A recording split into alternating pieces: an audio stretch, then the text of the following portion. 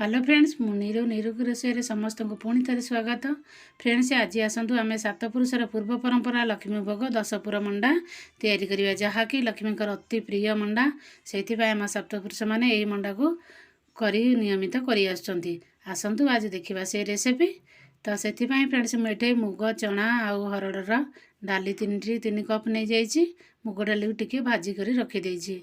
ये चाउल को सांगे सांगे धोई ताको स्टनर छाणी देइछि। 10-15 मिनट पर आम ग्राइंडिंग करी ताको पतला बारीक चूना तैयारी करदबा।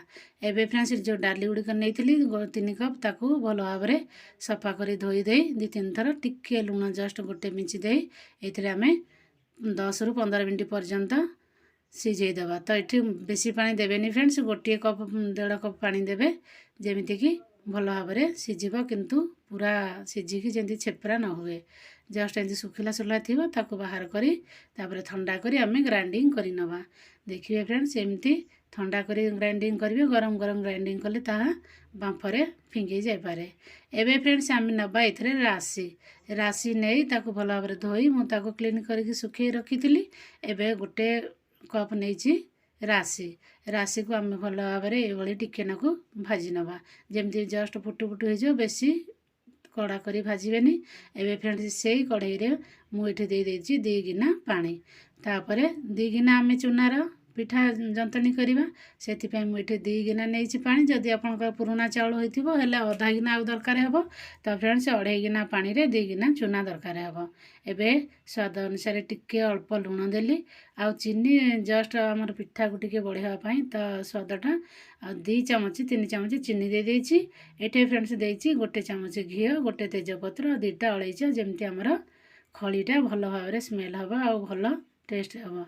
तो से एबे फ्रेंड्स आम चूना दे पानी फुटिला पर एमती धीरे धीरे ताको खली को घांटा जमीती कि आमर गोटा न रहे। लगातार जदि आप घांटे हेले बिल्कुल गोटा रही यहीपरी भाव आप खली को उल्ट पाल्ट कर टिके टिके पानी छिंटी 3-4 थर बुले बुले देले आपणकर एमती सॉफ्ट डो तैयारी हो। एबे फ्रेंड्स गोटे कप पानी दे मुझे 1 पा गुड़ बा 250 ग्राम गुड़ा को भल भाव में यहीपरी ताको फुटिया को छाड़ी देइछि। पाग उठे देइछि। पाग उठिला परे आमर जो नड़िया कोरिकी आमे रखिथिले आउ डाली को भी ताको गुंड करी रखिथिले। एठी छेना नेइछि आउ एठी नेइछि आपनकर अदा खंडे आ गोलमरिच 10-12टी आउ 3टी नेइछि एठी अलैच। एठी आमर केतेटी पूरा हला एठी 3टा डाली थिला आउ तापर नेइछि राशि।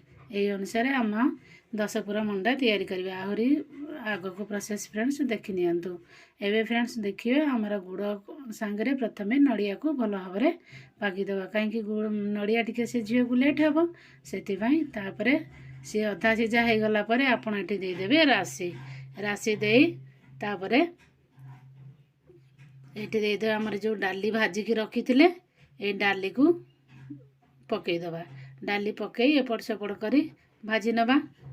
तापर फ्रेंड्स एवं फ्रेंड्स देखंतु आमर पूरा जिते हो आसला बेलू आपड़ ये देदेवे गोलमरिच आउ जो अलैचर पाउडर तापर आउ टिके भल भाव में मिक्स करदे।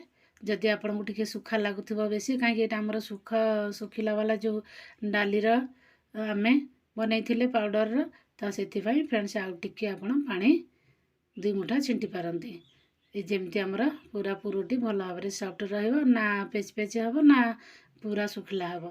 तो फ्रेंड्स से आउ टिके 2 मुठा पानी दे मुझे मिसईदेली। एवं फ्रेंड्स आम नवा कर्पूर कर्पूर रे आपन टिके नाकू जी नहीं फ्रेंड्स तार 4 भाग भागे जस्ट टिके नाकू नहीं ताकू एमती आंगुठी भल मकची देले हाथ में आराम से मिसीज। तो एमती छिंटी देवे छिंटी दे तापर ताकू भल भाव में मिक्स करदे।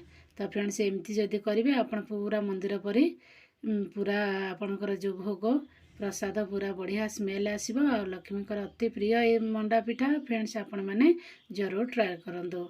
एवं फ्रेंड्स आमर जो खली आम डो बन के रखी भल भाव में हाथ में पानी हाथ हो कि घी लगे एमती भल भाव में सॉफ्ट डो तो एमती अच्छी आउ टिके स्मूथ ताको करदेबा। तापर आम पिठा बनैबा ये आपण सेप दे पूरा गुड़िक दे नियंतु। तापर मु कदली काटिकी रखी पतला पतला आप कदली कटिंग करें। कदली गोटे पीस दे चारिपट आम दबाईदेवी फ्रेंड्स एठी एहीपरी मंडा पिठार सेप देदेबा। तो देखो फ्रेंड्स धीरे धीरे जमी भितर गैप न रहे से प्रति ध्यान देवे। एमती जी पुर आमर खड़ी को भलरे चापी चापी एहीपरी गोल गोल करी सेप देदेवे। गोल सेप दे तापर जो एक्स्ट्रा खड़ी को ये साइड को बुले दे आपण एमती हाथ में गोल गोल बुले देले आपणकर पूरा सेपटी भल भाव में आसीज एवं आमर जो पुरटी भल सेप्रे रहीपरी मु पूरा 10टी मंडा कंप्लीट करदेली। एबे फ्रेंड्स पानी गरम करी पानी फुटिया को दबा तापर आम मंडा गुड़िक ए पकईदबा। देखो फ्रेंड्स ये मंडा गुड़िक पकईदेले आमर केमती पानी तले रही जाउची कहीं एटा कंचा अच्छी यहीपरी भाव धीरे आपन छाड़देवे 10 मिनट पर पुणी से पानी जो मंडा पकई थे ये फुटिया को देवे। देखो फुटिकी जितेबाला आपणकर मंडा सब सीझीज से देखूँ आपण को आपे आपे ऊपर को फ्लोटिंग हो माने आपणकर भासी बोलिव।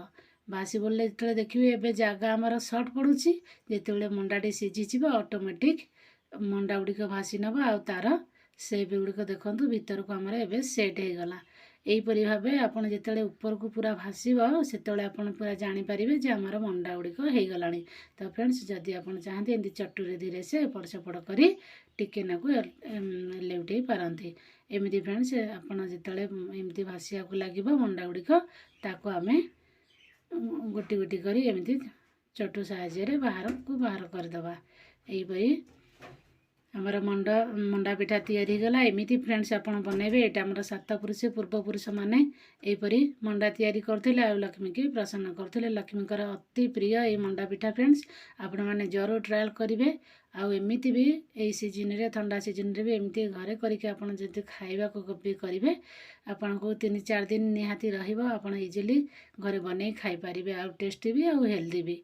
तो फ्रेंड्स आज वीडियो केमती लगे आई होप समस्त भल लगी। एवं मुझे आपन को कटिंग कर देखी देखो फ्रेंड्स यहाँ कटिंग करदेली आपंकर केते सॉफ्ट और केते नरम है फ्रेंड्स कहीं भी एक इजिली आराम से खाई पारिबे। देखो फ्रेंड्स आप 3-4 दिन भी रखु आपंकर बाहर रखी खाई पारिबे।